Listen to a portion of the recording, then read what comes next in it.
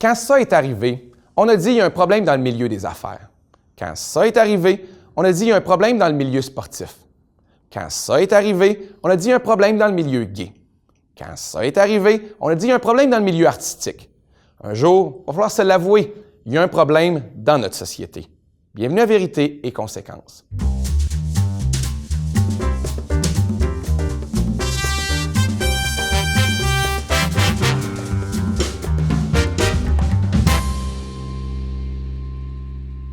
Commençons par dire que les hommes aussi sont victimes d'agressions sexuelles. Mais aujourd'hui, pour alléger le texte, je vais utiliser le féminin. Parce que contrairement à la langue française, dans le cas des victimes d'agressions sexuelles, le féminin l'emporte sur le masculin. À 92% pour être exact. Les agressions sexuelles, c'est comme se déguiser en princesse. Si ça arrive aux deux sexes, ça arrive quand même un peu plus souvent aux filles. Par contre, si on parle des agresseurs, là, le masculin l'emporte, à 97%.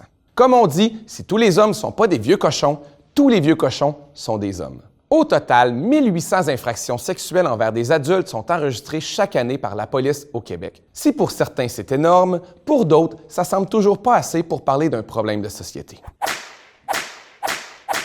J'aimerais ouvrir une parenthèse. La Commission des droits de la personne reçoit chaque année moins d'une dizaine de plaintes pour accommodements religieux. Ce qui aura quand même réussi à nous mener en 2007 à ce qu'on appelait la crise des accommodements raisonnables, crise dont on n'est toujours pas sorti 10 ans plus tard. Alors la question, si moins de 10 cas par année est qualifié de crise, comment on appelle ça 1800 cas par année? Pire encore, ce chiffre serait loin de représenter le nombre réel d'agressions, il s'agirait même du type de crime le moins signalé à la police. On dit que seulement 5% des agressions seraient rapportées, soit parce que la victime manque de confiance envers le système, soit parce qu'elle a peur de ne pas être prise au sérieux, ou encore parce qu'elle a des doutes à savoir si l'abuseur va être puni de façon adéquate. Ajoutez à ça les gens qui ont parfois tendance à prendre parti pour l'agresseur plutôt que pour la victime. Pourquoi? Aveuglement volontaire. S'avouer qu'on a aimé pendant longtemps quelqu'un qui se révèle être une moins bonne personne qu'on croyait, c'est avouer qu'on a peut-être manqué de jugement. Plusieurs personnes préfèrent alors jouer à l'autruche, ce qui, en plus de faire partie du problème, met ces gens-là en position de vulnérabilité. Pire encore, les chiffres dont on parle ne comprennent pas les cas de harcèlement sexuel, parce qu'au Canada, le harcèlement sexuel ne constitue pas une infraction en vertu du Code criminel. Par contre, si harceler sexuellement n'est pas un crime, harceler tout court est un crime. Crime qui est malheureusement très difficile à démontrer parce que la victime doit prouver qu'elle craignait pour sa sécurité. Et pardonnez-moi le choix de mots, mais si voir la graine à Salvaille, c'est pas le fun, c'est pas nécessairement quelque chose qui fait craindre pour sa sécurité. D'où l'intérêt des dénonciations dans les médias, parce qu'il existe un consensus à l'effet que les normes sociales peuvent jouer un rôle pour prévenir les agressions ou le harcèlement sexuel.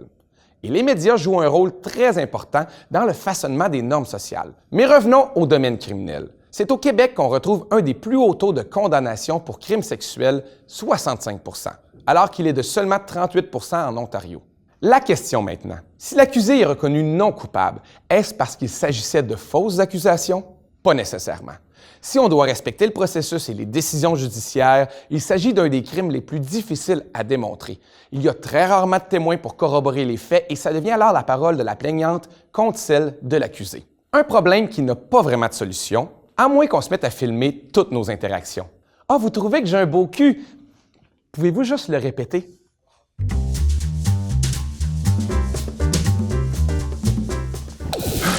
Oui! Hein, mais t'arrives de où, toi? J'arrive du futur. Et ce que j'ai vu est incroyable. Un monde dans lequel les boss font plus des massages louches à leurs employés, puis ils les appellent par leur prénom. Plus de ma jolie, plus de ma belle, puis les jokes cochonnes, ils en font plus. OK, t'es en train de me dire qu'on a enfin atteint l'égalité homme-femme? Es-tu malade? Exagère pas!